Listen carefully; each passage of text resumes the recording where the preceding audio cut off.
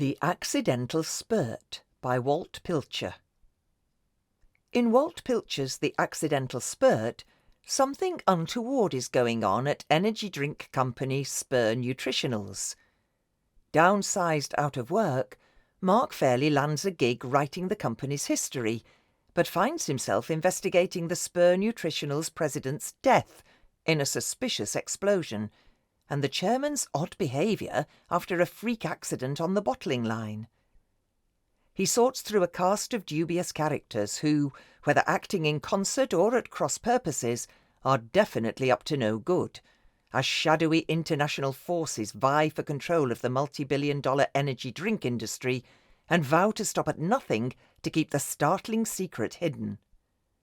Can Mark navigate the treacherous maze of homicide, inept corporate espionage, dysfunctional family intrigue, and near-fatal intercultural missteps without becoming the next casualty? And will he ever get a real job?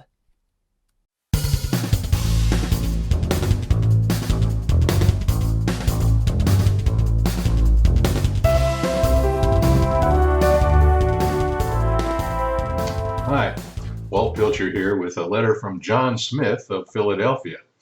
John writes, "Dear Walt Pilcher, please tell me about your book, The Accidental Spurrt, a Mark Fairley mystery. Sincerely, John Smith of Philadelphia." Well, John, I could bumble through the 30-second elevator pitch if I wanted to, but I'd rather quote from the official and, if I do say so myself, amazingly well-written blurbs.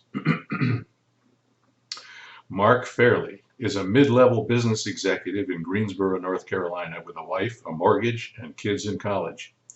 When he gets downsized out of work, he lands a temporary consulting gig writing the history of troubled energy drink company Spur Nutritionals while he looks for a real job, only to find himself cast into the role of reluctant detective, investigating the company president's death in a suspicious explosion and the chairman's odd behavior after a freak accident on the bottling line, as shadowy international forces vying for control of the multi-billion-dollar energy drink industry vow to stop at nothing to keep the game-changing truth hidden. From small-town central North Carolina to the glittery towers of Tokyo's business district, it's a spellbinding yet side-splitting tale of mystery, danger, greed, jealousy, pathos, death, and possible sex. Oh, and shadowy international forces vying for control of the multi-billion-dollar energy drink industry. Risking his reputation and his life, can Mark solve the treacherous maze of homicide, inept corporate espionage, dysfunctional family intrigue, and hilarious intercultural missteps without becoming the next unexplained casualty? Well, John, I hope that answers your question. Thanks for writing. I hope you'll buy my book. And, do stay in touch.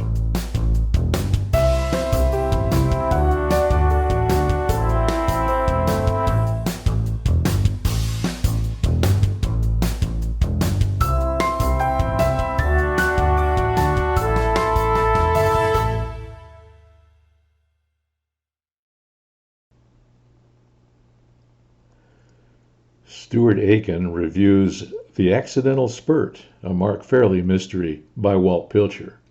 Really liked it. Subtitled A Mark Fairley Mystery, this parody of the whodunit will have you smiling, grinning, chuckling, and laughing out loud as the author takes you on a revealing journey with his reluctant PI. There are many characters in this humorous novel, some of whom are deliberate cardboard cutouts to mock the worst of the genre, but most of whom are real human beings struggling to do the best they can with the roles they've been given. One of the aspects of American novels that has always irritated and puzzled me is the detailed descriptions of what people are wearing and what they eat. It's almost as if the book trade is intent on selling the ideals of capitalism and attempting to influence readers by promoting food and clothing consumption. But here Walt Pilcher makes his fashion statements into mockeries by detailing the very ordinariness of the apparel his characters wear. He does the same with the meals they share, emphasizing the banality of what they consume. I found this very refreshing and amusing. The story itself has enough twists and turns to satisfy the most demanding of mystery readers. There are cliffhangers slotted in between the more humorous chapter endings. There is tension aplenty, and there are underlying themes of justice and fairness, and even some mockery of the idiocies of certain financial systems. On a personal point, I could do with some of the special spurt. That sort of lift would work wonders for this aging body. More power to your elbow, Walt Pilcher. Let's have more of this brilliant storytelling from your talented keystroking fingers, please. Do you enjoy convoluted tales that involve espionage, murder, and mayhem? And do you like them even better if they proceed at lightning pace? And even better when they keep you smiling and laughing with the wit that comes out of left field and takes you by surprise page after page? Well, if you do, try Walt Pilcher's novel, The Accidental Spurrt.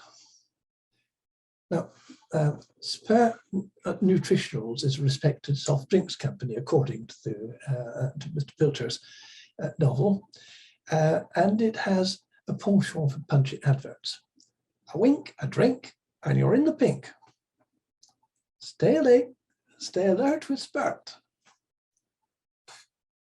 The local community is populated by good and bad people from both the north and the south of the USA and from other countries, notably Japan.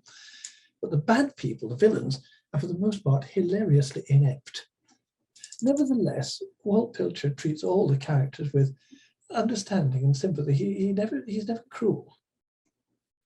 The protagonist, who is an out-of-work consultant called Mark Fairley, becomes reluctantly an amateur sleuth who is tasked with sorting among a large array of suspects for murdering one member of the company's founder's family and injuring another of them. In his own words, Mark Fairley says, "I navigate a treacherous maze of homicide, inept corporate espionage, dysfunctional family intrigue, and hilarious intercultural missteps, hoping not to become the next unexplained casualty. It's a spellbinding yet side-splitting tale of mystery, danger, greed, jealousy, pathos, death, and possible sex. Oh, and shadowy international forces vying for control of the multi-billion-dollar energy drink industry. I hope you'll buy this book because I'm still out of work and I need the money." Now, the fictional Mark Fairley's words illustrate the style of the whole book, which is light and quirky and thoroughly engaging. I'm not familiar with the setting. I've never visited North or South Carolina, but Walt Pilcher portrayed it so well that I could visualize it. And overall, it was a thoroughly enjoyable read. I believe a sequel is now published. I'm about to read it.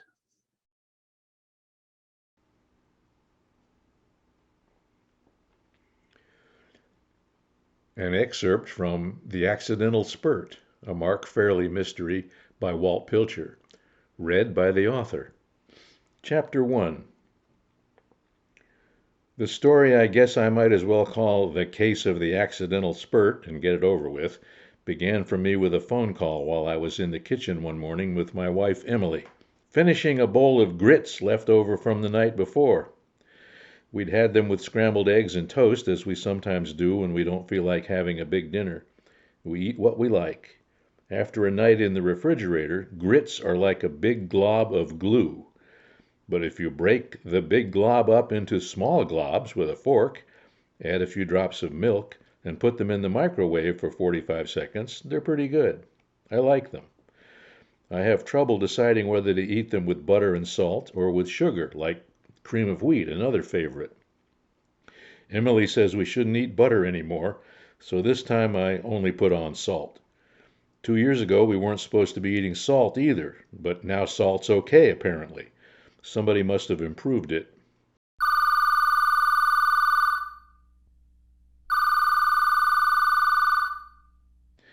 While Emily answered the phone, I got down a coffee mug from the cabinet. I was going to make a cup of instant and take it into the extra bedroom I use as a makeshift office. There I planned to make yet a few more minor changes in my resume, making it absolutely perfect, again. Then I was going to mail it out with cover letters to 4 more potential employers I had recently looked up in the business reference section at the public library. Yeah, I use the internet for job searching from home like everybody else, but sometimes the library can be sort of a nice, quiet refuge and good for people watching. I would also check my supply of the new business cards I had just had made up over at Office Depot, since the ones from my old company wouldn't work anymore. I had struggled over what to put on them.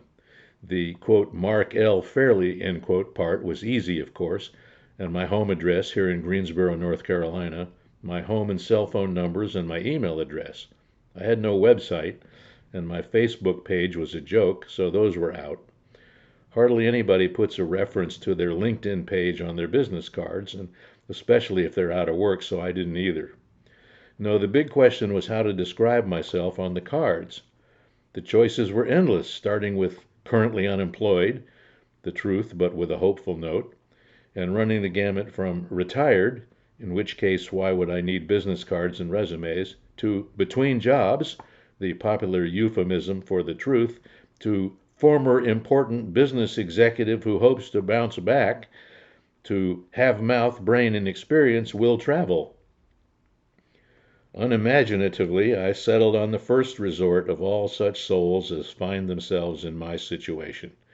I would reinvent myself as a consulting firm.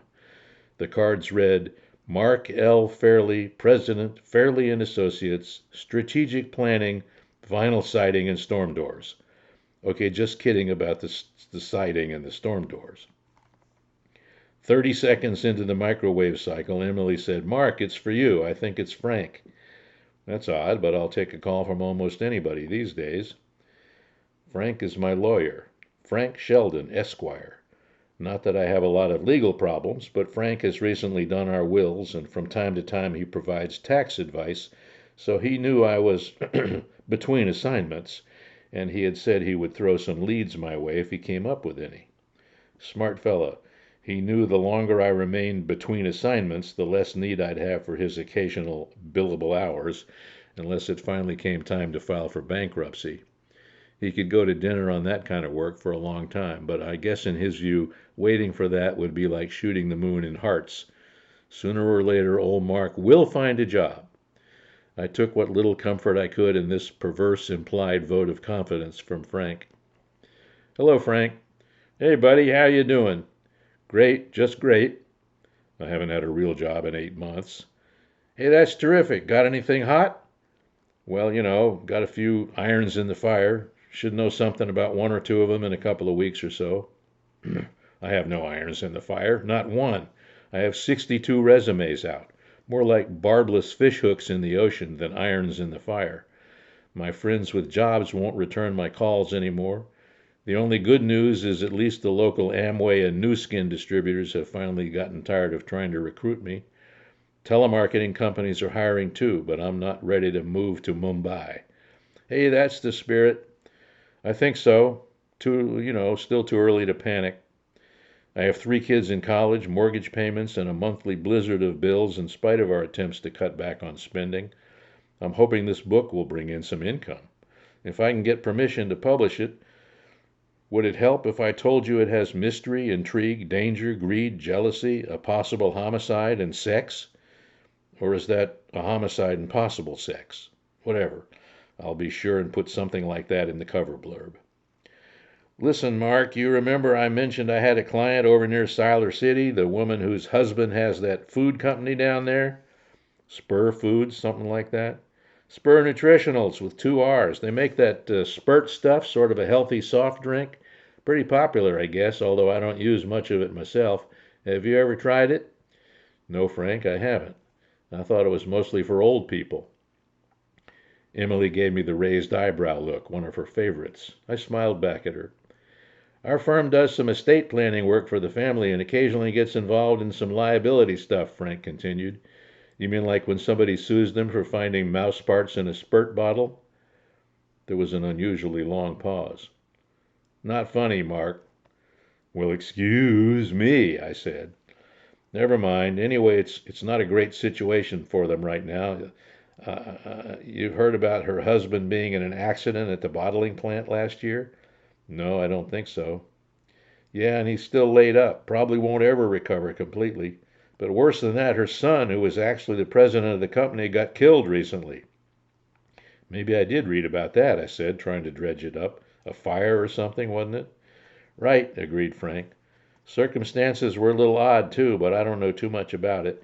Anyways, you can imagine Mrs. Spurr is pretty upset right now. Got a lot on her mind, especially now that she's the majority stockholder and sort of running the business for all practical purposes. Last week she told me she's thinking about selling the company. The microwave beeped 4 times. With the phone in one hand, I opened the door with the other and took out the mug full of hot water. The mug had a picture of a microphone on it, wearing a cap and gown like it was graduating, and the words WFDD 88.5 FM, listener-supported radio. I guess we sent in some money back when I still had a job. Tucking the phone under my chin to free my hands, I set the mug down on the counter and sprinkled half a teaspoon of sugar into the water. The water fizzed up as if I'd dropped in an Alka-Seltzer tablet. I was making the water actually come to a boil. For some reason, even though its temperature is way above 212 degrees Fahrenheit, coming out of the microwave, water won't actually boil unless something agitates it. The sugar grains do that. If you put the instant coffee powder in first, that will do it too, but it makes a sort of fuzzy foam on the surface of the coffee that never quite goes away, no matter how long you stir it. I don't like fuzzy coffee, so I put the sugar in first, then the coffee powder. Still talking to Frank. So, Frank, what might this have to do with me? Emily thinks I'm nuts to bother with making sure to put the sugar in first, especially since I told her I learned this little secret tip by interpreting something I read in the children's science section on the back page of the Sunday comics in the Greensboro News and Record. But at least she's agreed not to tell anybody where I got it or what she thinks about it. So she says. Well, Mrs. Spurr told me that before she sells the company, she thinks it would be a good idea to get somebody to write the company history. Sort of the official story, you know, for posterity and all that. Yeah. So she was asking me if I know anybody who does that sort of thing, someone she could trust. Of course, I don't know anybody like that, but I'd never admit it, so I mentioned your name. You mean you don't know anybody who can write, or you don't know anybody who can be trusted? Come on, Mark, I've heard all the lawyer jokes already. Okay, seriously, I appreciate your thinking of me, and I do need some work, but it sounds like a snooze. What did she say when you mentioned me? She wants to talk to you. I told her a little bit about you, just the good stuff, of course, and she said, why don't I ask you to give her a call? I assume your car still runs and you can drive down to see her. Ha ha to you, too. Yeah, I suppose I can clear my calendar and go down there. Is she planning to pay me for this, or will I have to take it out in trade, like a trunk full of their happy juice? It's a big company, Frank assured me. They can afford to pay. You should know, I guess, if anybody does. I guess. Listen, her name is Fanny Spurr. She's a real nice lady. I've got her phone number right here. Now, I promised her you'd call. I got the number, thanked Frank reasonably sincerely, and hung up. You don't look very happy, observed Emily. What was that all about? I told her. That should be an easy job for you, and it'll probably be fun, she said. Even if it doesn't fit in with your self-image, at least you'll be out of the house a lot. I can't say I'll mind that, and it'll be good for you. Of course, I have to actually get the job first. Frank's probably not the only person she's talked to about it. Emily rolled her eyes like an exasperated teenager. Our children would have been proud. Okay, I said, you're right. I'm happy. This is an exciting day. I get to make a long-distance call, and then I get to count my business cards and clear my calendar. But before doing any of that, I finished my coffee, got out of my pajamas, took a shower, shaved, and got dressed. After all, it was almost noon, and time to get my busy day started.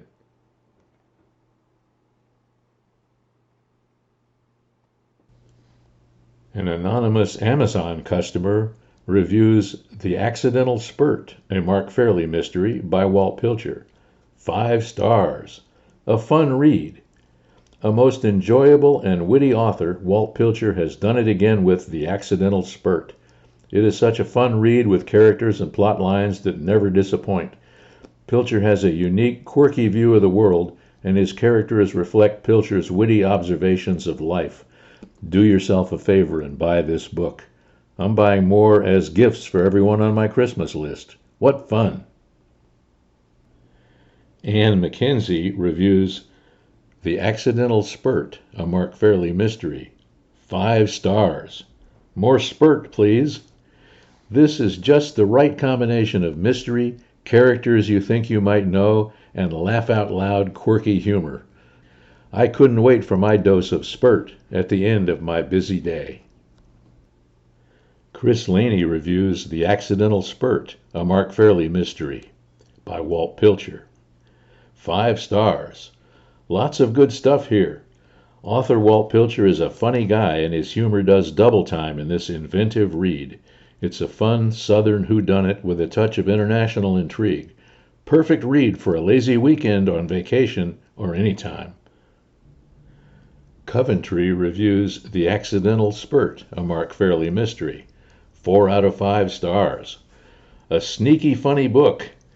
Do you like complicated mysteries, hometown flavor, shameless puns and jokes? Stay alert with Spurt, full throttle in a bottle, a wink, a drink, and you're in the pink?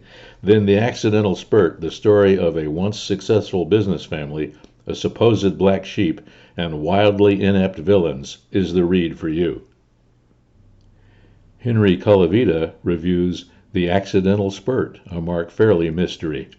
5 stars. A story of murder and industrial espionage told in a very amusing package. You will have a smile on your face most of the time you are turning the pages of Spurt. The only time you won't be smiling is when you're laughing out loud. This is a very quick and enjoyable read, and I highly recommend it. High Grounds, an Amazon customer, reviews The Accidental Spurrt, a Mark Fairley mystery, by Walt Pilcher. 5 stars. A rousing read. Wonderfully written. You'll enjoy the quirky characters, the riveting mystery, and the small-town antics. This book will leave you charmed and satisfied. Delightful. An excerpt from The Accidental Spurrt, a Mark Fairley mystery, by Walt Pilcher, read by the author. Chapter 10, A History of Health, the Spur Nutritional Story, by Mark L. Fairley, with Agnes Smith, archivist. Excerpt: Birth of a Nation's Deliverance. In 1937, the popular drink we now know as Spur's Restorative did not exist. Times were hard. The Great Depression had been going on for 8 years. People lucky enough to have jobs worked long hours. Not all had good food on the table. The world seemed on the verge of war in Europe. Amelia Earhart had disappeared. A pall hung over America, an anxiety, a fatigue, an ennui. There was no way to get a pick-me-up that also offered a balanced nutritional supplement. Quick energy and healthy nutrition from food or drink were separate concepts delivered by separate products that were hardly ever thought of in the same breath. There was coffee. There was tea. There were vitamin and mineral tonics and elixirs of every description, some beneficial and some downright dangerous. And there were the cola drinks, some of which originally contained cocaine, an addictive narcotic that is now a controlled substance. But there was no Spur's Restorative. It was a harsh world. But a young soda jerk at Dull Brothers Rexall in Siler City, North Carolina, began experimenting with carefully measured mixtures of fruit juices, barley and kudzu extracts, vitamins, minerals, herbs, cod liver oil, sugar, and caffeine in carbonated water. He tried them out on some of his customers. Slowly, over the course of many months, he perfected an energy drink many of his customers liked. Keeping the recipe a secret, he quit his job at the drugstore and set up a makeshift factory in an empty barn on farmland owned by his family 10 miles from town. Employing a few members of the family, he started production. He went slowly at first, making small quantities to sell at drugstores in the area, but already he was calling the product Spurr's Restorative. That young man was Zachariah Spurr. Young Zachariah had a dream, as many young men do, but Zachariah acted on his dream. He dreamed of being somebody, not just somebody important or somebody rich and famous, although all of those things did come about. No, young Zachariah dreamed of doing something to benefit mankind. What better benefit than offering one's fellow man the opportunity to feel good, to feel healthy and recharged, to have dietary peace of mind, and all for only the price of an occasional bottle of a good-tasting, non-alcoholic drink that could be shared with friends and family. Using the limited means at his disposal, applying hard work and smart thinking and, yes, a little luck, Zachariah shaped and molded his dream. The result was Spurr's Restorative. It was affordable to everyone, even in those difficult pre-war years. The world changed. Mariko Hara reviews The Accidental Spurrt, a Mark Fairley mystery by Walt Pilcher. 5 stars. It was the best of times, it was the worst of times. Readers will be busy breaking into big grins, smiling and being touched or thrilled as they race from the very first page to the end. It is a story about Spurr Nutritionals, a respected local company, and I think it is also a sort of microcosm of life in the South. In a case wrap-up meeting, Dirk Fairley, Mark, starts with the words, "It was the best of times, it was the worst of times," which seems to represent the author's world. Life there is filled with various good and bad people, some from the North, some from the South, Hawaii, or Japan. Some are silly, some are elegant, brave, intelligent. They run the gamut. The author of this book has an uncanny ability to describe all the differences and then give wide latitude, accepting every person and every event with love, no exclusions. Even the half-dozen koi at the dubious Chinese restaurant, General Cho's, aren't excluded. If you feel sad today, your spirits will be lifted by reading it. If your life is going well, it will give you even more merriment. The Accidental Spurrt is a superlative book. I strongly recommend it for everyone. Peg reviews The Accidental Spurrt, a Mark Fairley mystery by Walt Pilcher. 5 stars. Worth every minute. The Accidental Spurrt is funny and entertaining. Walt Pilcher's humorous descriptions of everyday events in the South made me chuckle often. Stephanie Thomas reviews The Accidental Spurrt, a Mark Fairley mystery. 5 stars. A funny whodunit.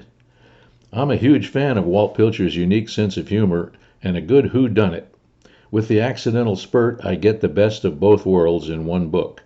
The characters in this story are a riot. They try their best to make the right decisions in life, but never quite get there until Mark L. Fairley comes along to set everything right again. Watch out for speed traps.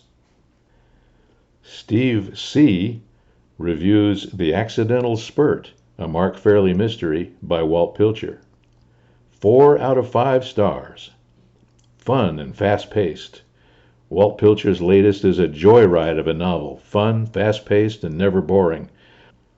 Out-of-work consultant Mark Fairley is transformed into an amateur detective when he agrees to write the history of a fictional North Carolina energy drink company, Spurt, after the death of one member of the founding company's family and the apparent maiming of another. Everyone's a suspect, and Walt's fine writing keeps you smiling and guessing until the very end. Susan Thompson reviews The Accidental Spurrt, a Mark Fairley mystery. 5 stars. A great whodunit to tuck in your carry-on.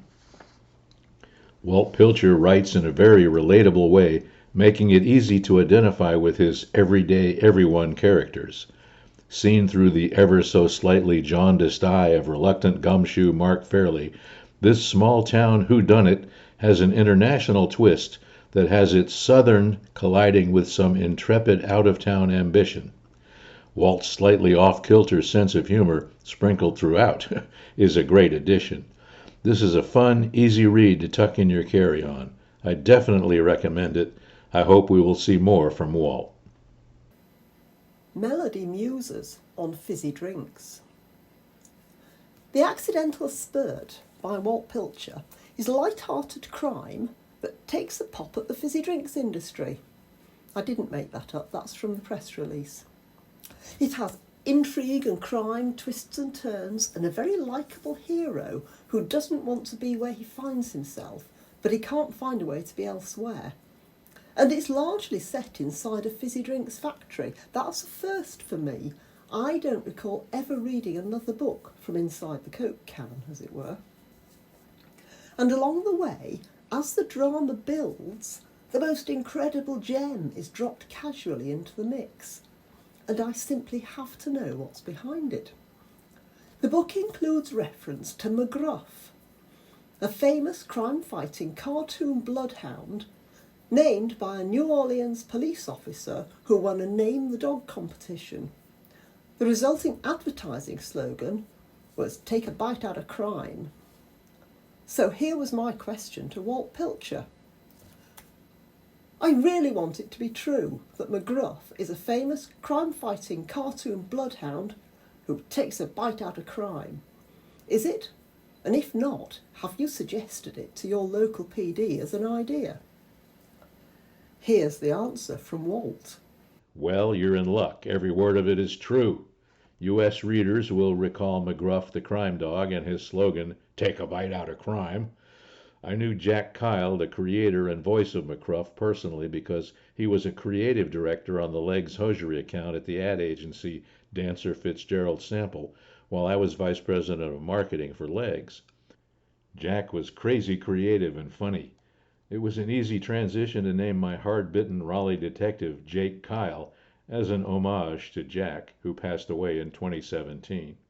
Isn't that totally amazing? Maybe not such a surprise to US readers, but truly amazing to me. Walt even provided a link. McGruff the crime dog can be found in Wikipedia. The Book Programme, presented by Hannah Murray. Joining us on the line now from the States is Walt Pilcher, who's now retired from a long and successful career in commerce and broadcasting. He's with us on the book show to talk about his first full-length novel, launched during International Trust Your Government Week. It's called Everybody Shrugged. Welcome to the book show, Walt. Thank you very much, Hannah. A pleasure. Thanks very much for joining us. So tell me a bit about your broadcasting career, can you? Well, mostly it took place in college, although I guess it started in high school with having been influenced by the likes of Bob and Ray. I don't know if those are familiar names to your audience, but they had radio shows here in the States where they just did parodies of everything. And so my friends and I would get on our little tape recorder and make up our own parodies. And that carried over into college, where I volunteered to be on the college radio station, which when we first got there was just a little closed-circuit thing. But then we went to FM and went big time while I was there. And we had a radio program called To Be Announced, because we could never figure out what the right title should be. Partner and I would put on sketches. There was once an eclipse of the moon, so we recreated that right there in the studio. I volunteered to be eclipsed, and my partner was the narrator. So things like that. Oh, great fun! Was it fun? Oh, it was a lot of fun. Yeah. And how about your marketing career? Well, that was interesting too. I started off with a company that made baby food. I worked on a product called Metrical, which was a dietary product that some of your listeners may have heard of as well some time ago. But where I ended up was in the pantyhose business, or I guess you call them tights, and became the marketing vice president and eventually the president of a company called Legs, and that's the pantyhose and the plastic eggs, again, which many people might remember. Never did much with that overseas, but here in the States it was the largest brand. Yeah. So how did you come to write this book then? Well, I guess I've been writing since I was age 11, starting off with commercials for Mother Murphy's moldy meatballs and the like. I've always been interested in satire, somehow influenced by the likes of James Thurber Robert Benchley and later Woody Allen and so forth. But satire was my forte, and even in business writing, I would write the occasional false fake memo. For example, one year the nylon crop failed. Well, everybody knows nylon is not a crop; it's a chemical. But I turned it into a crop and wrote a memo that I circulated around the company, talking about how there might be a shortage of pantyhose and prices might go up and that sort of thing. So satire was fun, and I've always had a kind of a love-hate relationship with authority. I respect authority, but I believe we should always question it, especially if it's the government. So at the time I started writing this novel, which was some years ago, the government seemed to be interested in finding things that were harmful to your health and wanting to outlaw stuff like, or limit or tax things like alcohol and caffeine,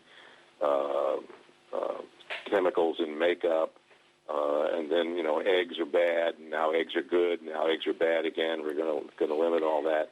So it just struck me that there might be a way to write something about what happens if you take this impetus by the government to control everything, particularly things that are fun to do, including tight underwear, sexy underwear, hot dogs, you name it, and ban all of it, and including banning weapons, weapons of mass destruction, weapons of war. So I set up this situation where the government is banning all this stuff, including the weapons of war, and so the Army doesn't have anything to do. The government has turned over the defense of the country to countries like Peru and Honduras, and yet there's still this group of retired generals in the Army who somehow still have offices in the Pentagon that they come in 2 or 3 days a week, and they say, no, our mission is still to protect the country. So while all this research is going on, sponsored by the government, to identify and outlaw harmful substances, these generals set up a command called MADCOM, and it's designed to steal the harmful substance research and turn it into weapons, turn the harmful substance into weapons. So you've got these two things playing against each other, the Army trying to weaponize the research and the researchers trying to come up with more and more things to ban, and it all comes together with a crash in the novel. So when you're saying making weapons out of the harmful things, you mean things like bacon and butter and coffee and beer and that kind of thing? That's right. Imagine a tobacco bomb, putting large amounts of caffeine in the enemy's water supply so that they go crazy.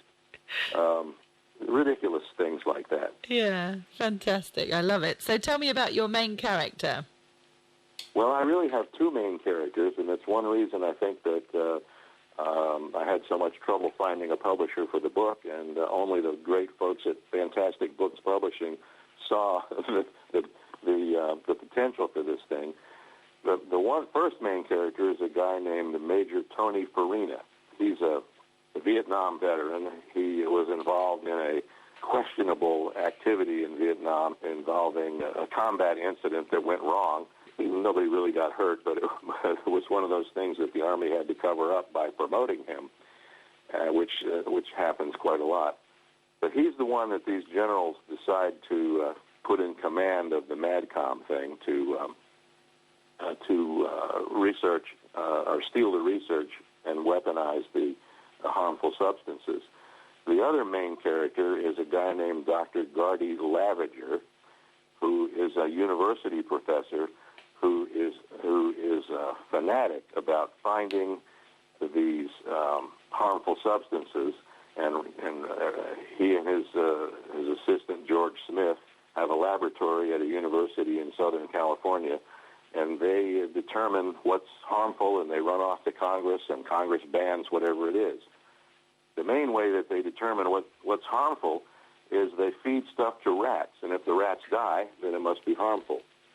So if you can imagine, for example, colored crepe paper, if you feed a lot of colored crepe paper to a bunch of rats and they die, then that crepe paper must be outlawed. So again, we have the absurdity of all this, and these two characters who don't know each other at the beginning of the novel, working at cross purposes until they finally do intersect in a way that would be a spoiler if I gave it away. Oh yes, don't give it away. So where does the title "Everybody Shrugged" come from? I guess I have to give a nod to Ayn Rand from Atlas Shrugged. Now, her novel was much more serious than this, but it really had to do with government overreach. And I thought that while there were some responsible people in that novel, my novel would be one where actually nobody's responsible and nobody's actually normal and everybody's actually nuts. And so Everybody Shrugged made sense.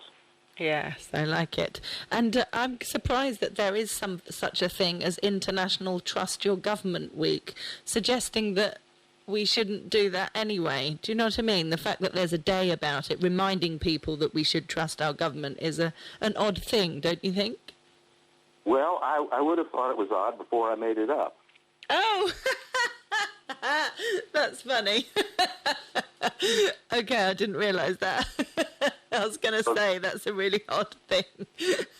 Dan Grubb, the publisher over at Fantastic Books, said, we really ought to launch this in connection with some sort of a holiday that makes sense. So I went online and looked up all these holidays, and there are a bunch of ridiculous ones as well as legitimate ones. And I couldn't find one that made sense, so I just made it up, and he liked it, so we went with it. Oh, brilliant. I like it even more. So so I'm assuming that your general sort of consensus is that we shouldn't be trusting our governments. You're challenging them all the time, are you? I think that's what we should be doing, and it doesn't really matter which political party's in power. I have my leanings, of course, as most of us do, one way or the other, but it really doesn't matter. I think they should be questioned at all times and challenged.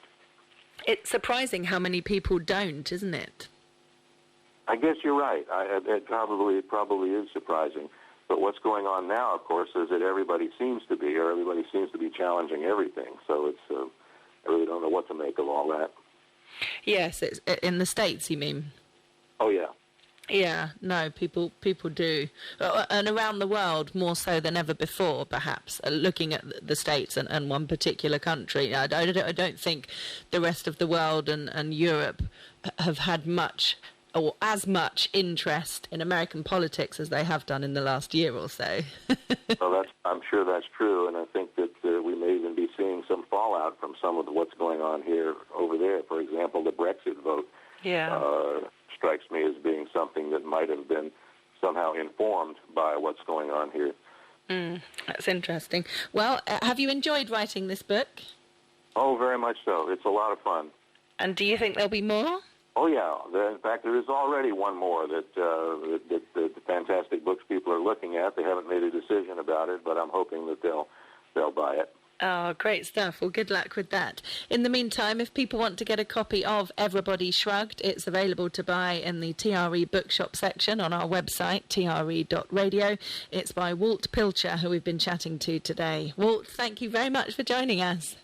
You're very welcome. Thank you for having me. The Book Program, presented by Hannah Murray. TRE. Walt Pilcher reviews his book, The Accidental Spurrt, a Mark Fairley mystery, by Walt Pilcher. A fun-packed mystery. As the author, I assure you that you will enjoy this book. But don't just take my word for it. Here's what the leading character, Mark Fairley, says. Read how I navigate a treacherous maze of homicide, inept corporate espionage, dysfunctional family intrigue, and hilarious intercultural missteps, hoping not to become the next unexplained casualty.